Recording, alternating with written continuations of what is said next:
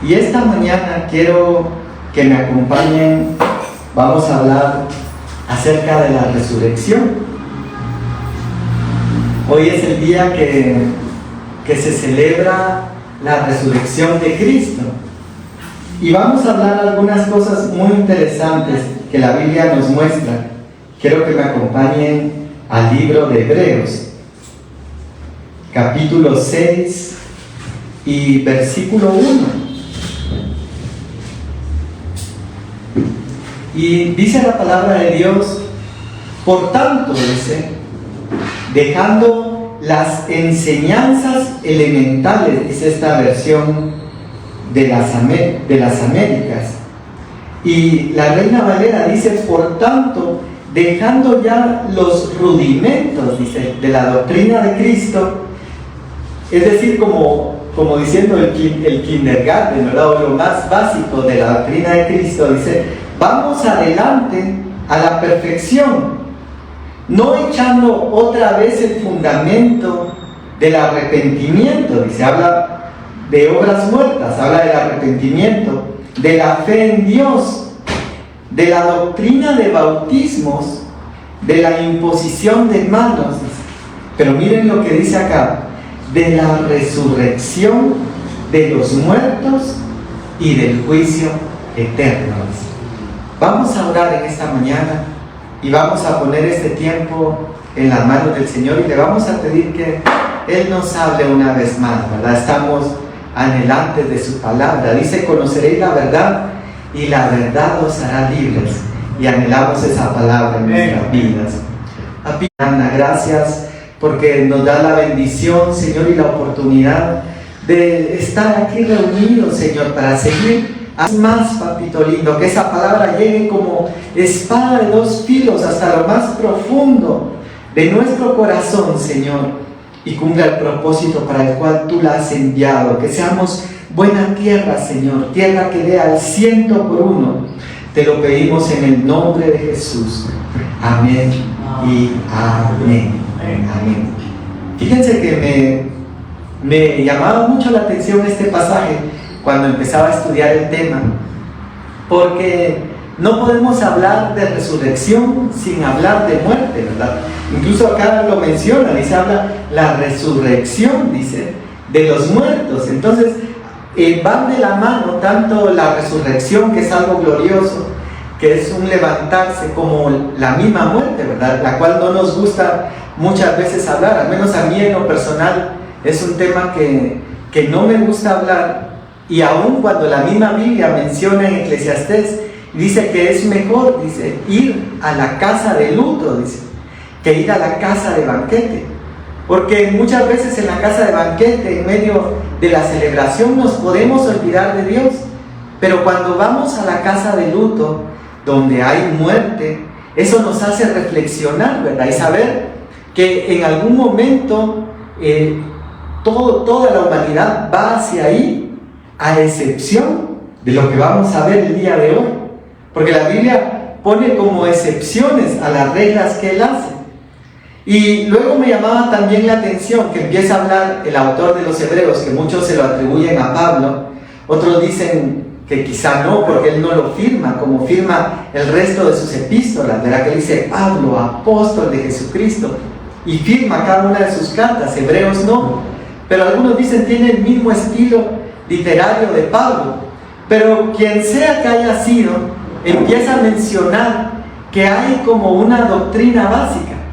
Yo me recuerdo que en una iglesia donde Dios nos permitió estar durante muchos años, había un discipulado que se llamaba Corderitos. Y cuando alguien recibía al Señor o era nuevo en el Evangelio, el neófito también le llama la palabra, ¿verdad? Alguien recién plantado, alguien recién llegado a la iglesia.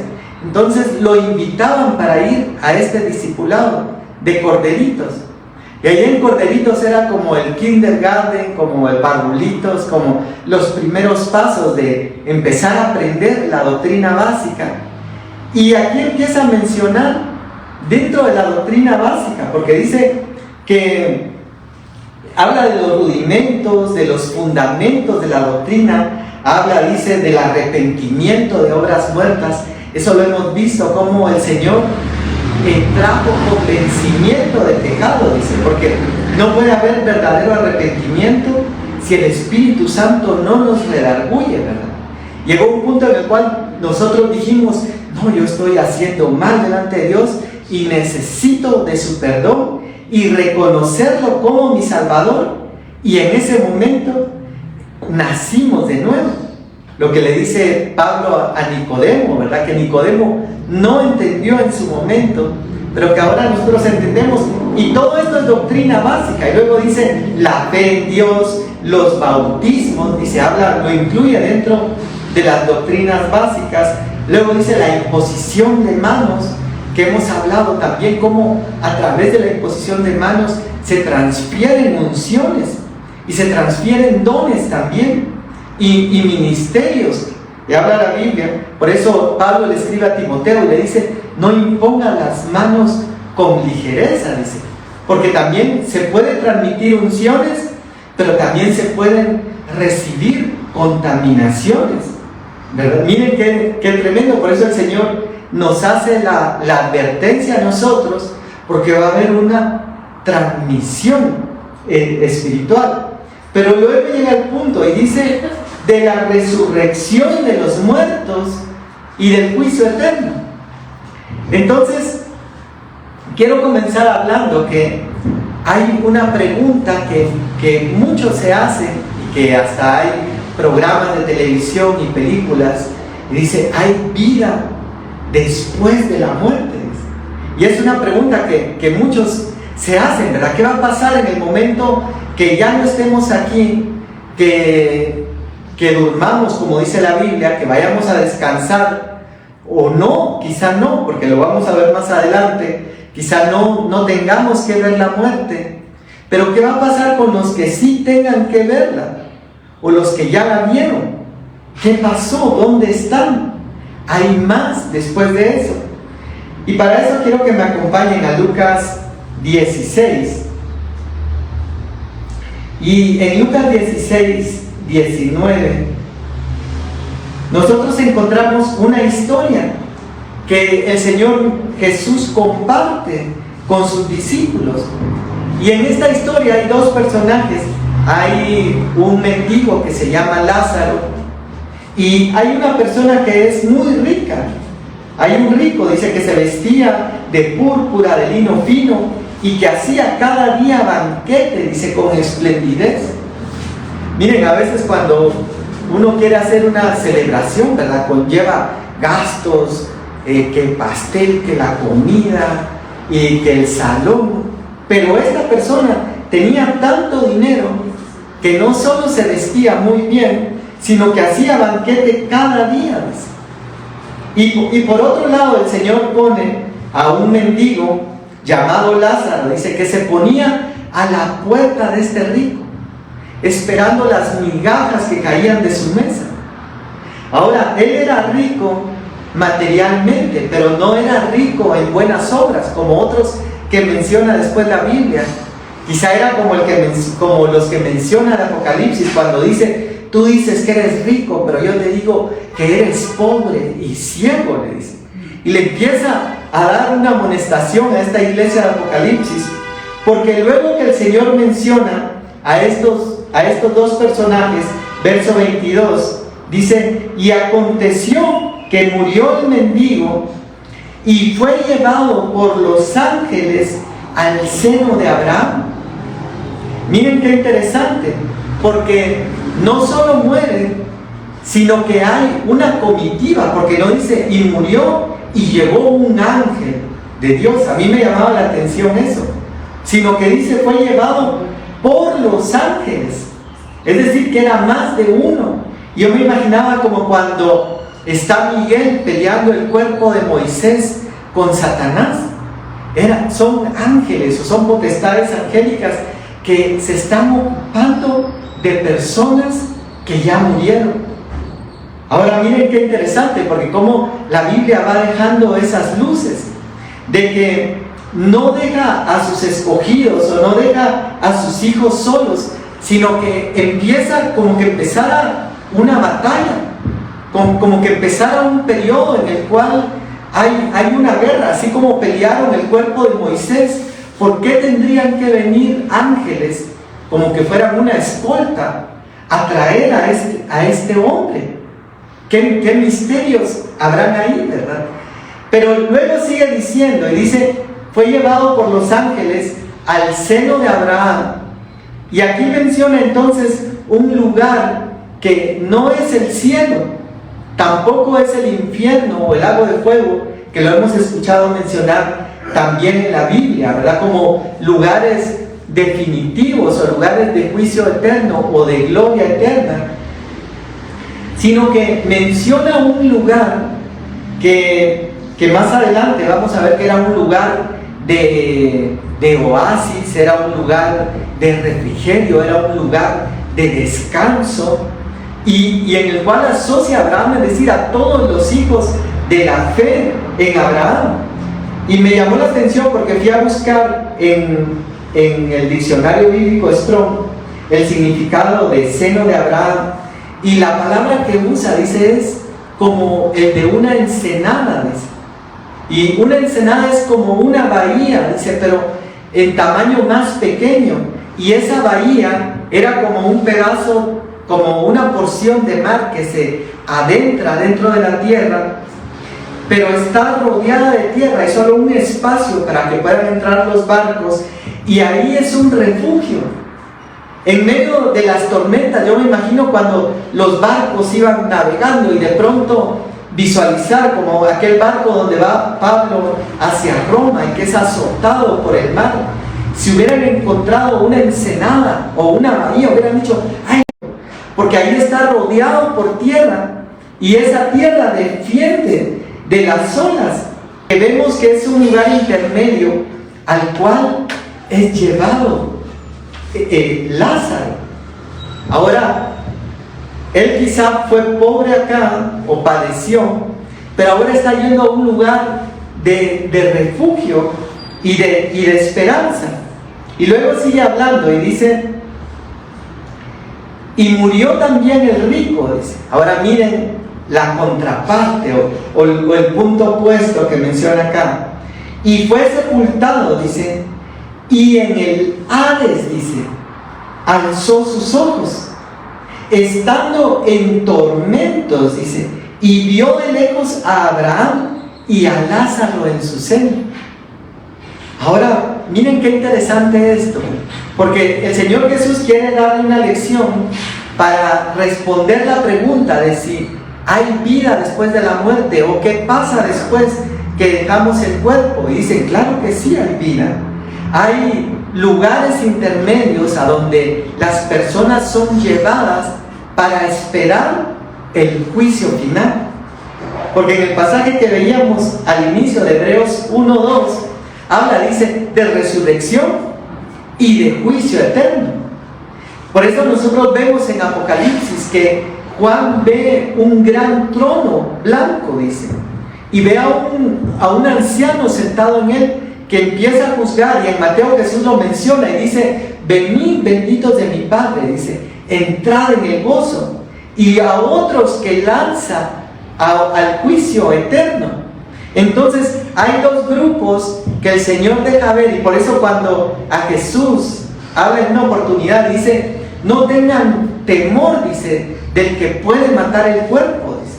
Más bien puede no solamente matar el cuerpo, sino también su alma, la muerte segunda. Ahora lo identifica como el Hades, dice, o región de los muertos. Pero él ahí está siendo atormentado, pero en medio de su tormento él puede visualizar y ve a Abraham y ve a Lázaro en su seno, dice. Imagínense esa escena. Ahora los papeles se han invertido. Por eso dice también la Biblia, ¿qué ganar el hombre? Dice, si ganare todo el mundo, dice, pero pierde su alma. Entonces él había ganado todo el mundo, pero estaba perdiendo su alma. Ahora, miren qué interesante, sigue avanzando acá y dice, envía a Lázaro, y le dice, Abraham, dice, Padre Abraham, porque los dos eran judíos, venían del pueblo de Israel, y le dice: Padre Abraham, ten misericordia de mí y envía a Lázaro para que moje la punta de su dedo en agua, y refresque mi lengua, porque estoy atormentado en esta llama. Ahora, qué interesante, miren, porque menciona otros puntos, menciona una lengua, menciona un dedo, menciona una llama y que está atormentado, y menciona agua.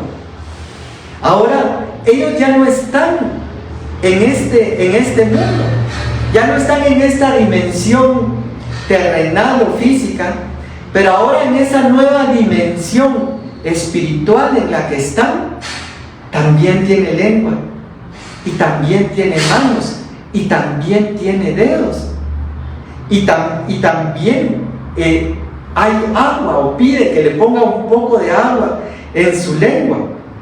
Pero Abraham le dijo: hijo, acuérdate que recibiste tus bienes en vida y Lázaro males, pero ahora este es consolado aquí y tú atormentado. Además de todo esto, dice, una gran sima está puesta entre nosotros y vosotros, de manera que los que quieren pasar de aquí a vosotros no pueden, ni de allá para acá. Ahora miren este otro punto interesante, porque en este lugar intermedio que la Biblia menciona, aunque se pueden ver, aunque el rico logra ver a Lázaro, no puede pasar de un lugar a otro. En otra versión no dice una gran cima, sino que habla de un gran abismo, dice, que los separa. Entonces solamente puede verlo, pero no puede trasladar. Y miren lo que sigue hablando, y vuelve a hablar y dice: entonces le dijo, como no podía pasar Lázaro con él está como negociando, como cuando está Abraham negociando con el Señor acerca de Sodoma y Gomorra, ¿verdad? Bueno, si no puedes esto, tal vez esto sí, que vaya, te ruego pues que le envíes a casa de mi padre, dice, porque tengo 5 hermanos para que les testifique, a fin de que no vengan ellos también a este lugar de tormento. Ahora, otro punto interesante que menciona aquí es que esta persona que está muerta, que ya se fue, que ya partió de esta tierra, sigue estando pendiente de las personas que están acá. Dice: tengo 5 hermanos, él no puede venir, pero está intercediendo por ellos, suplicando, sigue estando interesado en ellos, los recuerda aún. Y luego le responde, ¿verdad? Que mira, si no han creído, para eso tienen a Abraham, dice, y a los profetas. Si no han creído a ellos, no creerán, dice, aunque alguno se levantare de los muertos. Dice verso 31. Ahora, Lucas 23:43, por favor, quiero que me acompañen. Porque aquí vamos a encontrar otro versículo muy interesante. Miren, hemos estado viendo que si hay otra vida o hay otra existencia después de esta vida, ¿verdad? Ahí está Lázaro en este lugar intermedio, está el rico en este lugar de intermedio, en un lugar de tormento. Y ahora, verso 42, ¿quieren leamos desde el verso 42? Vamos a encontrar la escena de la crucifixión de Jesús. Y en esa crucifixión hay 2 ladrones o 2 malhechores que merecían la muerte por todo lo que habían hecho. Quizá habían robado, habían asaltado, que no sabemos qué tanto habían hecho, pero ahora están muriendo crucificados a la par de Jesús.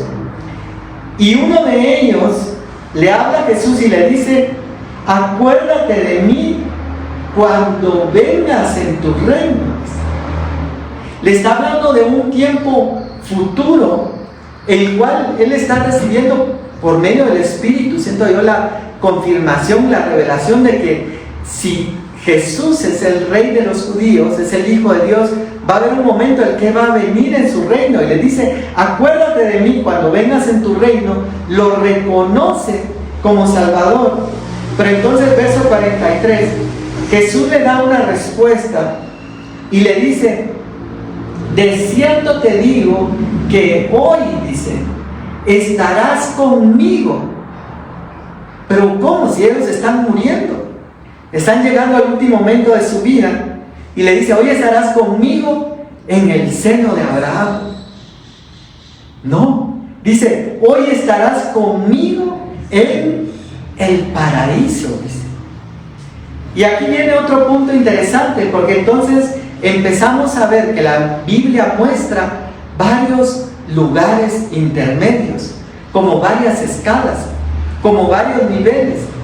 A mí me ha llamado la atención eso, porque cuando vemos la parábola del sembrador, por ejemplo, nosotros leemos que dice, y la semilla que cayó en buena tierra, bueno, primero hubo semilla que cayó en mala tierra, y no toda la semilla que cayó en mala tierra cayó en lo mismo. Uno cayó junto al camino, otro en pedregales, otro entre espinos. Son diferentes ambientes donde se está desarrollando. Pero luego menciona, dice, pero la semilla que cayó en buena tierra, dice, dio fruto a 30, dice, a 60 y al 100 por uno. Lo interesante de eso es ver que si cayó en buena tierra, ¿por qué no toda la semilla dio fruto al 100 por uno?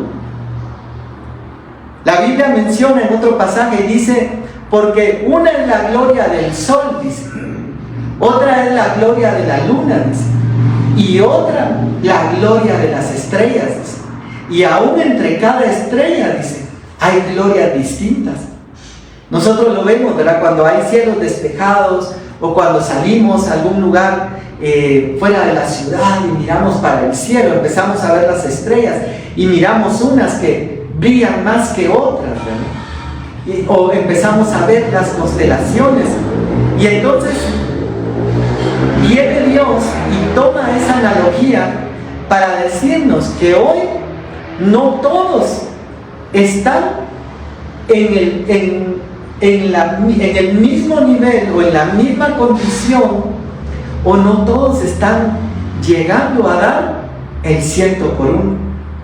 Por eso nosotros vamos a iglesias o vamos a congregaciones, o aún muchas veces nosotros mismos en nuestra vida, en muchas etapas de nuestra vida, ¿verdad? La gente quizá espera ver más de Dios en nosotros, y cuando nos saluda nos ven al 30%, ¿verdad? Quizá esperaban ver a alguien más espiritual, lleno del poder de Dios, de los dones, de la unción, y nosotros muchas veces todavía batallando en nuestra vida al 30 por uno, al 60 por uno, pero anhelando llegar a ese 100 por uno. Fíjense que, por ejemplo, Jesús le habla a sus discípulos y les dice, miren, en la casa de mi Padre muchas moradas hay. Voy pues a preparar lugar para vosotros, para que donde yo estéis, vosotros también estéis. ¿Y dónde está Jesús? Cuando está muriendo Esteban, dice, veo a Jesús, dice, a la diestra del Padre. Pero luego en Apocalipsis menciona, y en otros pasajes, que Dios va a crear un nuevo cielo y una tierra nueva. A ir al cielo nuevo, a la tierra nueva, no van a estar tan cerca de Jesús, aún siendo acá en esto. Porque entonces vemos que hay niveles que Dios va estableciendo, y dentro de esos niveles también vemos que surge otra interrogante. Si hay muertos que están interesados en los vivos y que de alguna forma están intercediendo, ¿habrán vivos interesados en los muertos? Sí, sí hay. Y la Biblia menciona algunas cosas muy interesantes. Por ejemplo, Deuteronomio 18:10. Quiero que me acompañen rápidamente. Y miren lo que dice acá la palabra de Dios. no se ha hallado en ti, dice, está hablando el Señor al pueblo de Israel, y dice, no se ha hallado en ti quien haga pasar su hijo o su hija por el fuego. Dice, había quienes ofrecían sacrificios, por ejemplo a Moloc, quemaban los hijos a este Dios, ni quien practique adivinación, dice. ¿Se recuerdan que hemos hablado que en el Nuevo Testamento hay una mujer que aparece en el libro de los Hechos que dice que tenía espíritu de adivinación?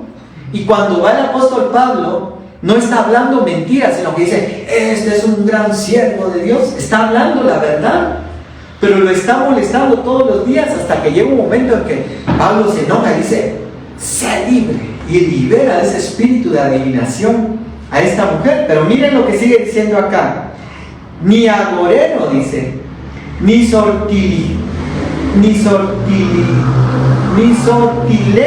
perdón, ni hechicero, dice, ni encantador, ni adivino, ni mago.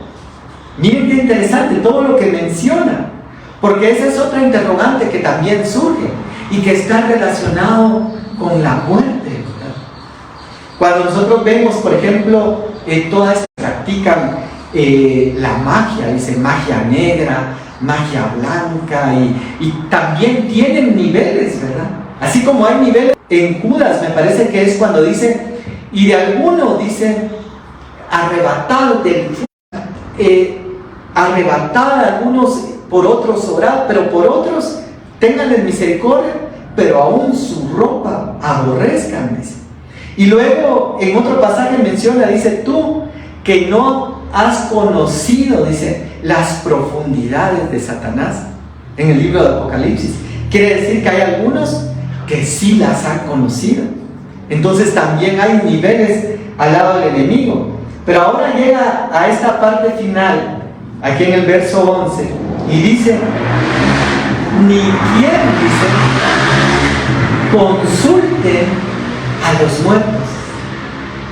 Ahora miren qué interesante, porque Dios está hablando, le está hablando al pueblo de Israel y les está prohibiendo algo, y les dice, ni consulten a los muertos. Ahora decía un pastor algo muy interesante, que Dios no puede prohibir algo que no era posible para ellos.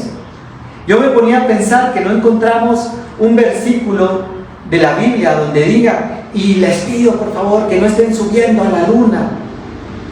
Hay uno, ¿verdad?, que donde habla en Salmo, dice, y aunque te remontares como el águila, dice, desde ahí te bajará el Señor, y habla de como cuando llegó a la luna, y algún día vamos a compartir de eso, porque increíblemente la misión Apolo, ¿verdad?, estaba relacionada con esa águila. Pero entonces Dios les está prohibiendo algo que sí era posible de hacer. Y ahora quiero que me acompañen a 1 de Samuel capítulo 28, y quiero ir rápido porque no quiero dejar ningún versículo afuera. 1 de Samuel 28:3, y va a narrar aquí la Biblia la historia del rey Saúl y de Samuel. Pero miren cómo empieza el verso 3, y dice, ya Samuel había muerto y todo Israel lo había lamentado y le habían sepultado en Ramá, su ciudad. Y Saúl, dice, había arrojado de la tierra a los encantadores adivinos, los que mencionaba en Deuteronomio 18, que leímos anteriormente. Se juntaron pues los filisteos y vinieron y acamparon en Sunem, y Saúl juntó a todo Israel y acamparon en Gilboa. Y cuando vio Saúl el campamento de los filisteos, tuvo miedo, dice, y se turbó, dice, su corazón en gran manera. Y consultó Saúl a Jehová, pero Jehová no le respondió ni por sueños, dice, ni por Urim, esta vestidura de los sacerdotes, ni por profetas, dice. Dios había cerrado los cielos para hablarle a Saúl. Qué duro eso, ¿verdad? Yo por eso a veces digo, Señor, a veces, aunque sea para jalarnos las orejas, digo yo, para llamarnos la atención, para hacernos volver a tus caminos, pero que nos hables, porque a Saúl ya no le respondió. Y entonces viene Saúl, verso 7, y dice: buscadme una mujer que tenga espíritu de adivinación, para que yo vaya a ella y por medio de ella pregunte. Y sus criados le respondieron: hay una mujer en Endor que tiene espíritu de adivinación. Tremendo, ¿verdad? Ahora, se disfrazó Saúl, verso 8, dice, y se puso otros vestidos y se fue con 2 hombres, y vinieron a aquella mujer de noche, y él le dijo: te ruego que me adivines por el espíritu de adivinación, y me hagas subir a quien yo te dijere. Pero miren, y la mujer dijo: mira, me estás comprometiendo. Así parafraseando, no lo voy a leer, dice: ya el rey Saúl ya prohibió todo eso, si se llegan a enterar, me van a matar. Y entonces él le jura que, en verso 10, que nada le va a pasar, dice. Verso 11, entonces la mujer dijo: ¿a quién te haré venir? Y él le dijo: hazme venir a Samuel. Miren qué interesante, verso 12, viendo la mujer a Samuel, clamó en alta voz. Miren, aquí la Biblia está narrando lo que ahora nosotros conocemos como una sesión espiritista, ¿verdad? O una sesión de medium, que hablan estas personas, le llaman medium a estos que sirven entre conexión y los vivos y los muertos, ¿verdad? Y empieza, le dice: bueno, ¿a quién quieres que te traiga? Él le dice: a Samuel. Y cuando ella ve a Samuel, se impacta tanto que dice: y viendo a Samuel, clamó en alta voz. Y habló aquella mujer a Saúl diciendo: ¿por qué me has engañado? Dice: tú eres Saúl. En ese momento en que ella ve, el mismo espíritu de adivinación le hace ver que la persona que le había pedido era Saúl. Y el rey le dijo: no temas, ¿qué has visto? Y la mujer respondió a Saúl: he visto dioses que suben de la tierra, dice, con D minúscula. Eso es para otro día, también otro tema interesante, porque en el libro de los Salmos, me parece que es donde habla el Señor y dice: yo les dije, vosotros sois dioses, dice, mas vosotros habéis querido morir como hombres, dice. Y la Biblia llama dioses a un grupo de personas en los Salmos, con D minúscula, por eso dice: Dios de dioses, Rey de reyes. Y eso se complementa con ese pasaje de Salmos, porque no vamos a creer que cuando Dios dice Dios de dioses, va a estar ahí Moloch, Ashera y Dios. No, se refería a estos personajes y que vuelve a mencionar acá, porque dice: he visto dioses que suben de la tierra. Y él le dijo: ¿cuál es su forma? Y ella respondió: un hombre anciano viene cubierto de un manto. Entonces Saúl entendió que era Samuel, dice, y humillado el rostro a tierra, hizo gran referencia. Ahora muchos dicen: no, lo que le apareció a Saúl no fue Samuel, sino que fue un espíritu inmundo que tomó forma de él. Pero aquí vemos que no. Vemos que fue Samuel, y dice verso 15, y Samuel dijo a Saúl: ¿por qué me has inquietado? Dice. Pero la palabra que utiliza ahí es una palabra que es ragaz, dice, en hebreo, que significa una emoción violenta, dice, que puede significar ira o temor. Entonces ahora Samuel está molesto porque lo están yendo a convocar desde esa región intermedia de los muertos que vimos anteriormente en el rico y el Lázaro. Y de ese lugar lo están yendo a inquietar y a molestar. Y le dice: ¿por qué me has ragaz? Me has llenado de ira, me has llenado de un malestar. Aquí en la versión de la Reina Valera dice: inquietado, haciéndome venir, dice. Es decir, que lo hizo llegar a ese lugar donde estaba. Y Saúl respondió: estoy muy angustiado. Todavía interactúan como lo que sucede hoy en día. que hemos oído,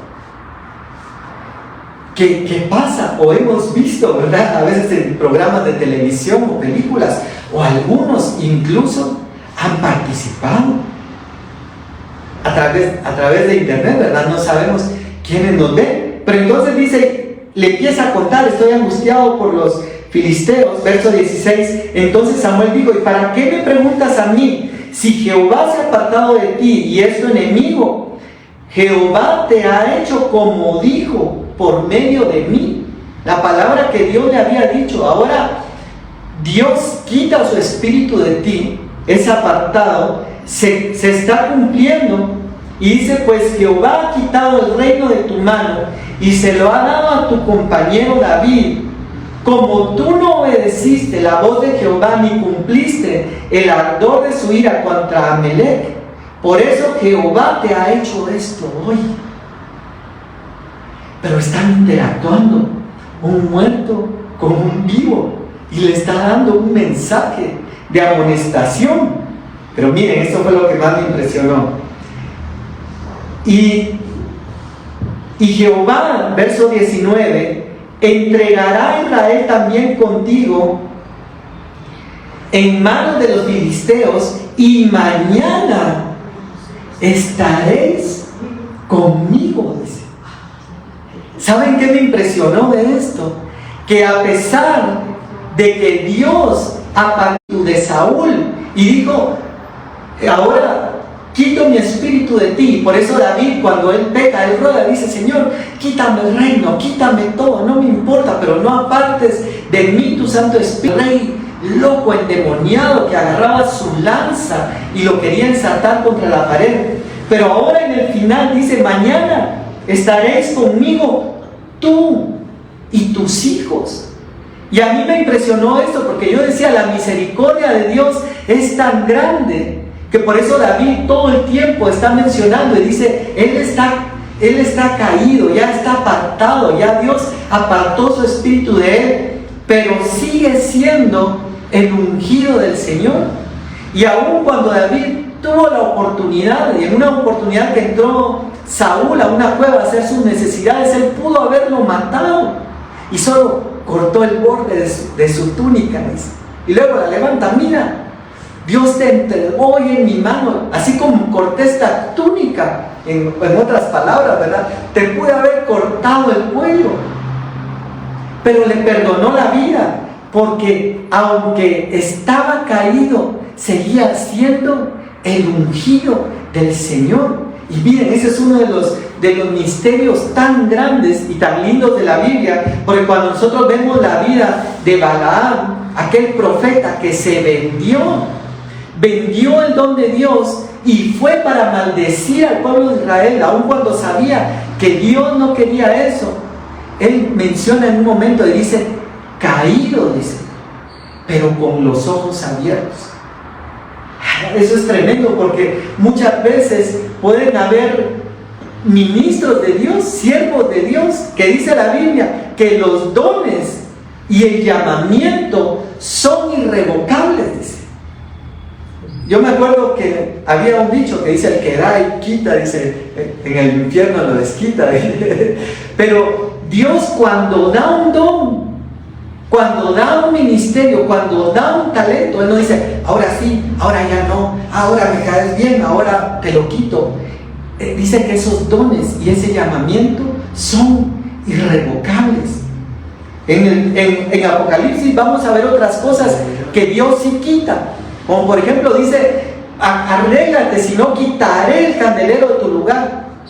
En otro pasaje dice: mira que ninguno tome tu corona. Hay cosas que podemos perder, pero hay cosas que Señor, pero ya no estar con Dios, caído, pero un poco más. Y dice: al tal, dice, hemos entregado a Satanás para que, aunque su cuerpo sea destruido, y mañana, dice, estaréis conmigo, tú y tus hijos.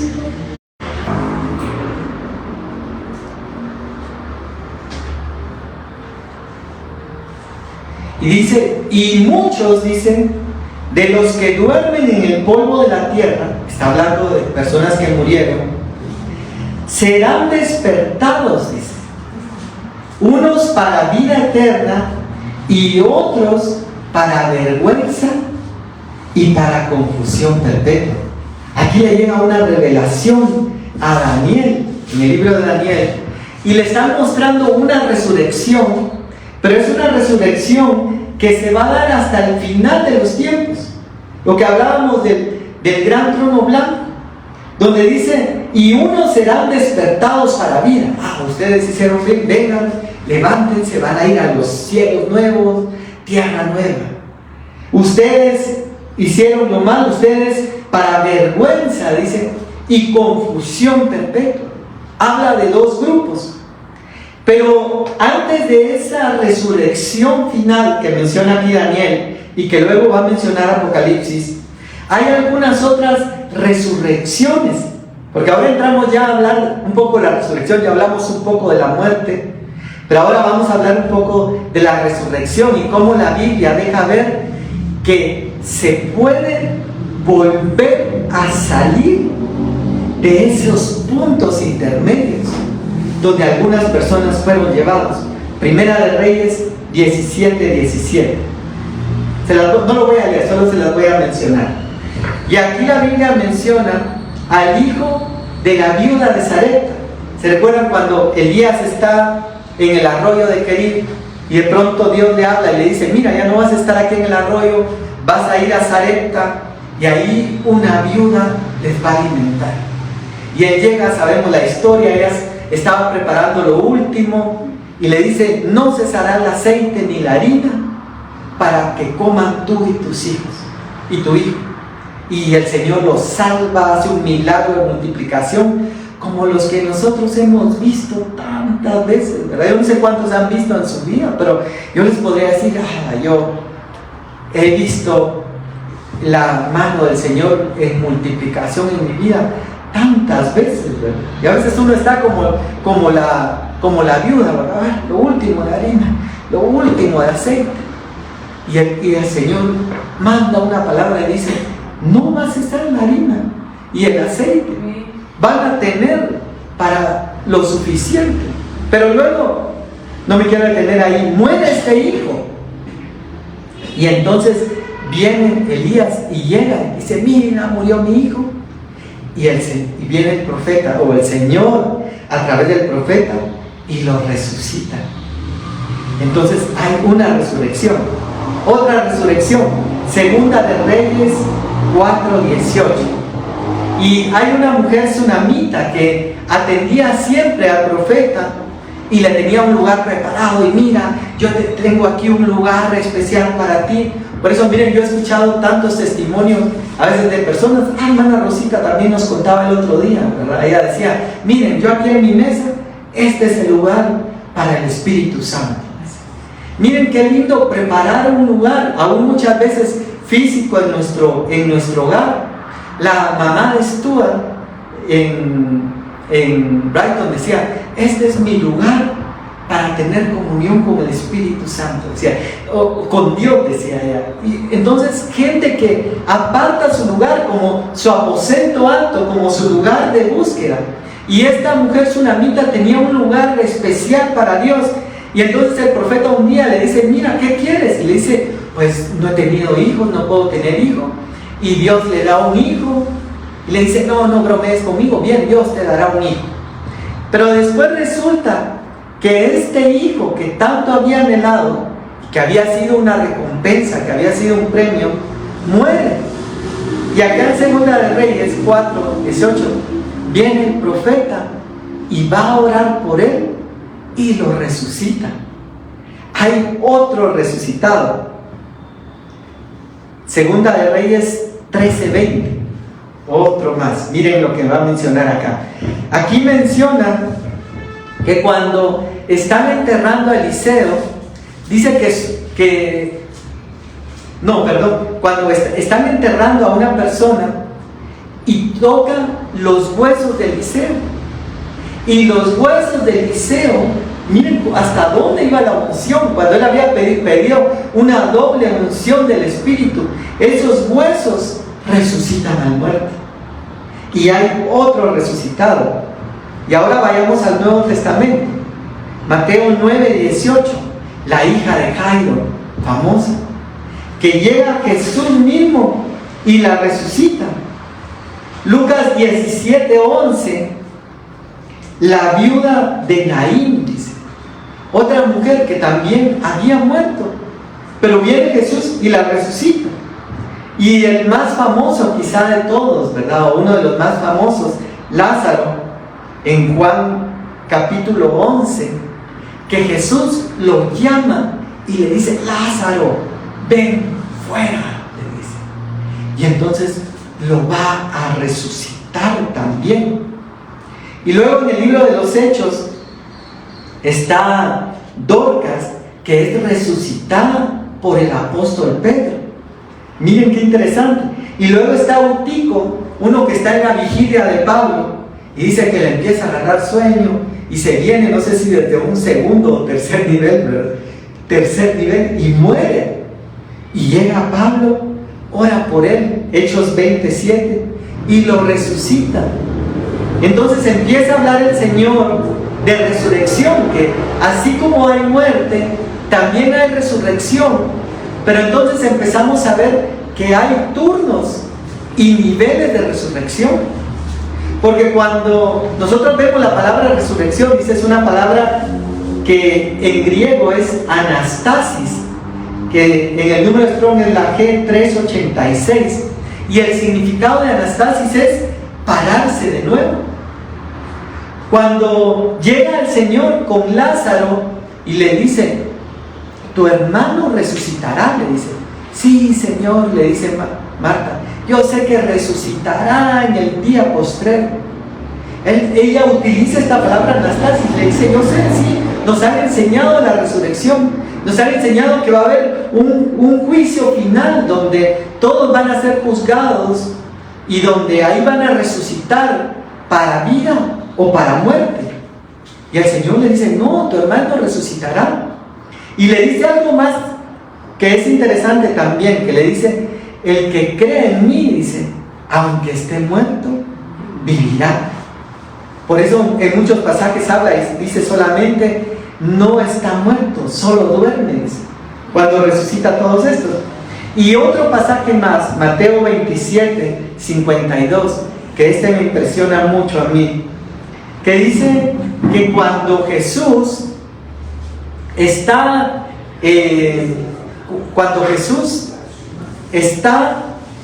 muriendo o muere, dice que se rasga el velo del templo,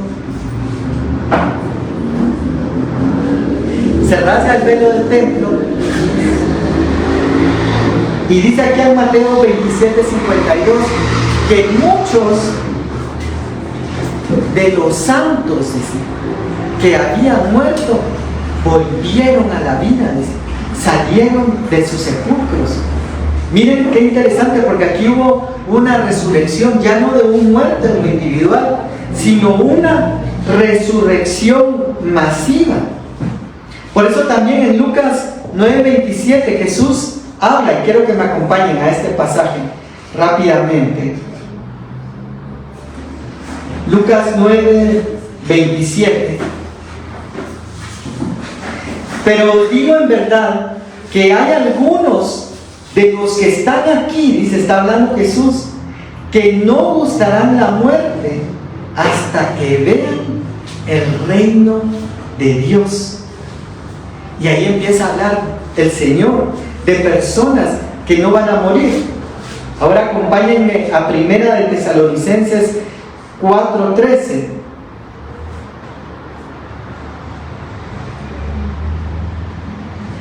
Y aquí le está hablando el apóstol Pablo a la iglesia y le dice: tampoco queremos, hermanos, que ignoréis acerca de los que duermen, para que no os entristezcáis como los que no tienen esperanza.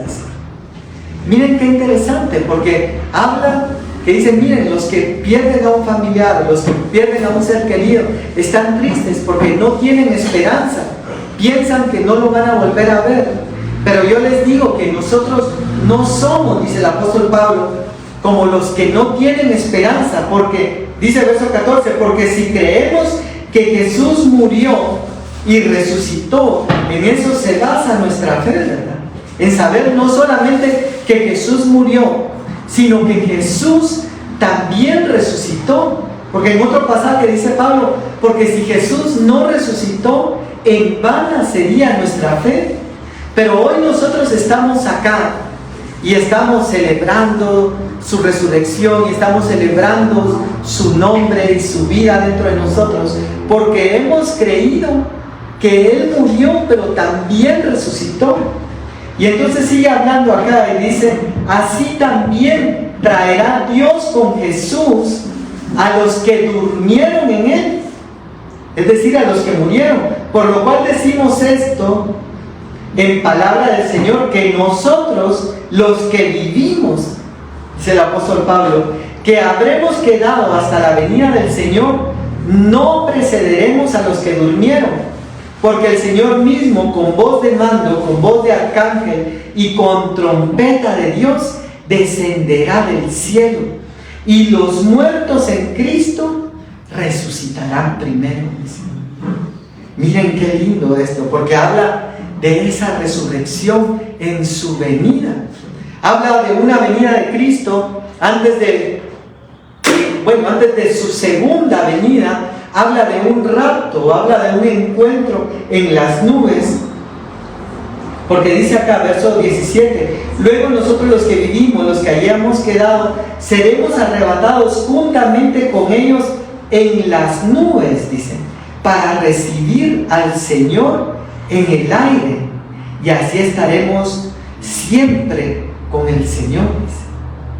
Entonces habla de este momento de arrebatamiento, y habla de que ahora nosotros tenemos una esperanza, de que los que han dormido en el Señor, o a nosotros, yo no sé cuántos tienen familiares que han muerto, pero creo que todos tenemos a más de alguien, algunos más cercanos que otros, pero todos tenemos un familiar, un amigo, un mentor, un pastor, alguien que quisimos mucho, que fue especial para nosotros, que ya partió, y ahora el Señor dice, nosotros no somos como los que no tienen esperanza, sino que ellos van a volver a resurgir, van a resucitar.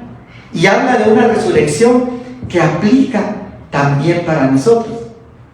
Luego en Hebreos 11:35, no lo vamos a leer por cuestión de tiempo, porque nos ha avanzado el tiempo esta mañana, cuando está hablando de los héroes de la fe, dice, habla de unas personas, leámoslo mejor, que esperan, dice, una mejor resurrección.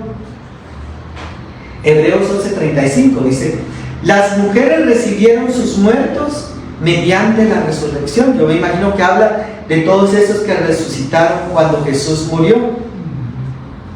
Mas otros, dice, fueron atormentados, no aceptando el rescate, a fin de obtener, dice, una mejor resurrección. Yo me imagino todas esas personas que murieron en tiempo de la Inquisición, ¿verdad? O que murieron en medio de un montón de dificultades, donde les decían, dice, si niegas a Jesús, te perdonamos la vida, o si niegas a Jesús, hacemos que tu muerte sea más rápida y que no sufras tanto. Pero miren cómo dice que estos no aceptaron ese rescate a fin de obtener una mejor resurrección. Acompáñenme ahora a 1 Corintios 15:51 y vamos ya finalizando, casi nos faltan solo un par de versículos. Pero miren lo que dice aquí en 1 Corintios 15:51. He aquí, dice, os digo un misterio, no todos dormiremos. Miren qué lindo eso. Porque en Lucas 9:27 Jesús les habla y dice, muchos no verán muerte hasta que vean venir el reino de Dios. Y ahora aquí el apóstol Pablo les dice, un misterio, no todos, dice, dormiremos. Ahora, ¿dónde vemos nosotros eso en la Biblia? En Génesis nosotros encontramos un personaje que se llama Enoc, que dice que fue traspuesto, dice, o fue trasladado para no ver muerte. Y luego habla de un Elías que también es trasladado, dice, y se ve un carro de fuego, dice, y un torbellino de fuego que vienen y dividen a Elías de Eliseo, y es llevado en ese carro, dice, en ese torbellino de fuego, es llevado Elías y tampoco ve muerte. Por eso habla acá el apóstol Pablo, dice, no todos dormiremos, pero todos seremos transformados. Ahora, ¿quiénes estarán? ¿O quiénes estaremos? Quisiera yo pensar qué bueno fuera, ¿verdad? Que no viéramos muerte, sino que pudiéramos ser de ese grupo que no va a ir a la tumba, sino que va a ser arrebatado por Dios. Y cuando habla de Enoc, habla algo interesante, porque dice, y anduvo Enoc con Dios, dice, y 300 años me parece que, y fue trasladado, dice, para no ver muerte, dice. Ahora, eso nos llama a una consagración, a una búsqueda en nuestra vida, que hay una oportunidad para nosotros de no ver muerte. Y hoy sí quiero finalizar con este pasaje, Filipenses 3:7.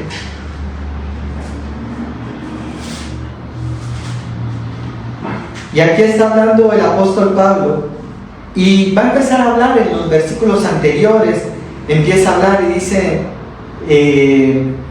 habla de que él es del linaje de la tribu de Benjamín, hebreo de hebreos, fariseo, irreprensible, y saca su currículum en ese momento como una persona muy destacada y buscadora de Dios, consagrada a Dios. Entonces él dice, si alguien se puede gloriar en la carne, yo más, dice, porque yo guardé la ley, busqué al Señor, fui al seminario, aprendí, estudié la Biblia, fui celoso de la ley, y empieza a hablar muchas cosas. Pero en el verso 7 llega y dice, pero cuantas cosas eran para mí ganancia, todo este conocimiento de Dios, toda esta consagración, estos títulos de fariseo, etcétera, las he estimado como pérdida, dice, por amor de Cristo, dice. Ahí nos habla nuevamente del incomparable valor del amor, ¿verdad? Por eso el amor sobrepasa todas las cosas. Y dice, y ciertamente aún estimo todas las cosas como pérdida por la excelencia del conocimiento de Cristo Jesús, mi Señor, por amor del cual lo he perdido todo, dice. Todo lo que para él era ganancia, todo lo que para él era motivo de orgullo, dice, miren, eso lo he perdido. Y aún va más allá, dice, y lo tengo por basura, dice.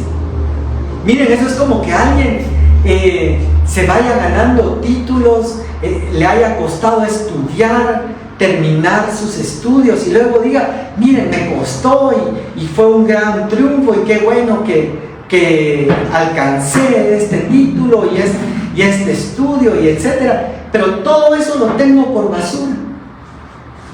Y luego dice, para ganar a Cristo, dice. Habla de algo que tiene un valor superior, como el rico que lo tenía todo, pero le faltaba ese valor superior. Y luego dice, y ser hallado en él, no teniendo mi propia justicia, que es por la ley, sino la que es por la fe en Cristo. La justicia que es de Dios por la fe. Y miren, aquí viene lo interesante, verso 10. A fin de conocerle. A mí me impresiona eso, porque dicen que cuando Pablo escribió esta epístola, tenía más de 14 años de haber sido alcanzado camino a Damasco. Y ahora él habla y dice, Cualquier otro en su lugar hubiera dicho, yo ya tengo 40 años de experiencia, ya me las sé todas en el Evangelio, ¿verdad? Pablo, en lugar de hablar así, dice, y conocerle a Él. Yo me sorprendía, yo decía, Pablo, pero ¿cómo que no lo conoce? Si es apóstol, perito arquitecto de la iglesia, ha visto la gloria de Dios en su vida, pero dice que quiere conocerlo a Él. Y luego menciona y dice, y el poder de su resurrección y la participación de sus padecimientos. Pero cuando habla esa palabra que dice, y el poder de su resurrección, utiliza una palabra que no se vuelve a usar en toda la Biblia, y esa palabra es exanastasis. ¿Se acuerdan que veíamos que la muerte, la palabra muerte, resurrección, era anastasis?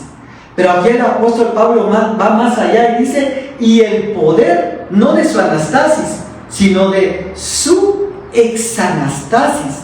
Y esa palabra exanastasis quiere decir fuera de la muerte. O sea, no llegar a ese punto de la muerte. Quiero que regresemos rápidamente a 1 Corintios 15 y con eso vamos a finalizar el día de hoy.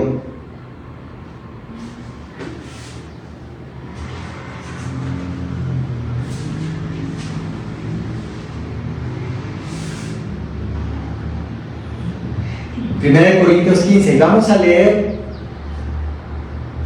desde el verso 50, dice, pero esto digo, hermanos, que carne y sangre no pueden heredar el reino de Dios, ni la corrupción hereda la incorrupción. Luego dice, ya que os digo un misterio, no todos dormiremos, pero todos seremos transformados, verso 52, en un momento, en un abrir y cerrar de ojos, a la final trompeta, porque se tocará la trompeta y los muertos serán resucitados incorruptibles.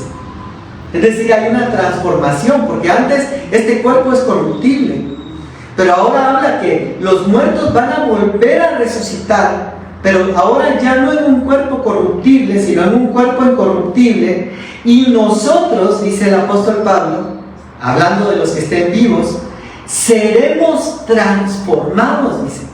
Habla de una transformación de este cuerpo, porque es necesario que esto corruptible, dice, hablando del cuerpo natural, se vista de incorrupción, y esto mortal, dice, se vista de inmortalidad.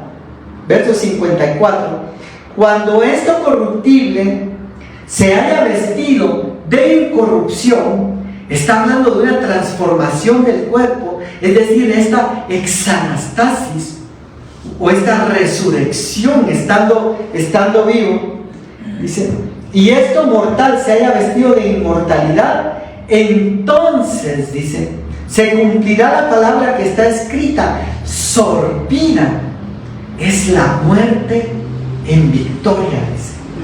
Y luego añade, dice, ¿dónde está, oh muerte, tu aguijón? ¿Dónde, oh sepulcro, tu victoria? Ya que el aguijón de la muerte es el pecado, y el poder del pecado es la ley, dice. Mas gracias sean a Dios que nos da la victoria por medio de nuestro Señor Jesucristo. Porque dice que la humanidad fue sujeta a temor, dice, a la muerte. Estaba sujeta a ese temor de decir, te voy a matar. Y esa era la amenaza mayor del enemigo, y todos entraban en pánico. Pero nosotros vemos a un apóstol Pablo que llega a un punto que dice, yo quiero alcanzar aquello por lo cual fui llamado. Por eso lo pongo en servidumbre. Dice, no sea que habiendo sido heraldo para otros, sea descalificado. Pero él sabía entonces. Eso era llegar al 100%. Por eso hoy muchas iglesias se conforman, ¿verdad? Muchas iglesias, incluso lo hemos oído, ¿verdad? Se vuelven, no que la coinonía esté mal, no que compartir entre hermanos esté mal, porque es una bendición. Dice, mirad cuán bueno y delicioso es habitar los hermanos juntos en unidad. Pero muchas veces se ha convertido solamente en eso. solamente en un club social, en un lugar para llegar y compartir sin vida. Pero entonces viene el Señor y dice que Él abolió o eliminó el poder de la muerte. Y eso es a lo que el Señor nos llama esta mañana. Porque hay algo más grande. Hay algo más grande que la resurrección, que la anastasis.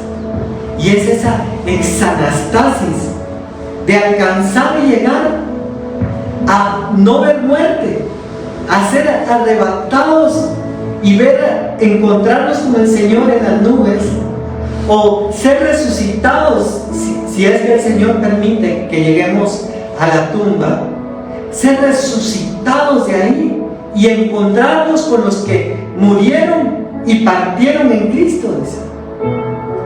Y ese es el llamado que el Señor nos hace, de una resurrección más grande, como menciona en el libro de Hebreos, de llegar a aquello para lo cual fuimos alcanzados, lo cual requiere una búsqueda, una consagración, una rendición de nuestra vida, de nuestra alma, para poder alcanzar esa resurrección de entre los muertos. Yo quiero pedirles que inclinen su rostro esta mañana. Hemos finalizado, se nos fue el tiempo esta mañana, pero Dios nos hace la invitación nuevamente. Yo me imagino como cuando habla en el libro de Deuteronomio y dice: yo pongo delante de ti la vida y la muerte, dice. Escoge pues la vida, dice. Nosotros hacemos elecciones cada día en nuestro caminar. Podemos elegir los placeres del mundo, lo que el mundo nos presenta, como le presentó a Jesús en la tentación, o podemos elegir lo que Dios nos ofrece, que muchas veces requiere un sacrificio, requiere una rendición, requiere rendir nuestra voluntad, requiere rendir nuestros deseos a fin de alcanzar aquello para lo cual fuimos llamados. Muchos ni siquiera lo saben, muchos ni siquiera han oído que hay una resurrección antes de la resurrección del final del juicio eterno. Pero Dios nos ha hablado esta mañana para que nosotros podamos alcanzarlo en nuestras vidas. Papito lindo, te damos gracias esta mañana, Señor. Gracias por tu palabra, gracias porque tú nos das esperanza, Señor, en la muerte. Gracias porque tú has hablado, Señor, a nuestra vida. El que cree en ti, Señor, aunque esté muerto, vivirá.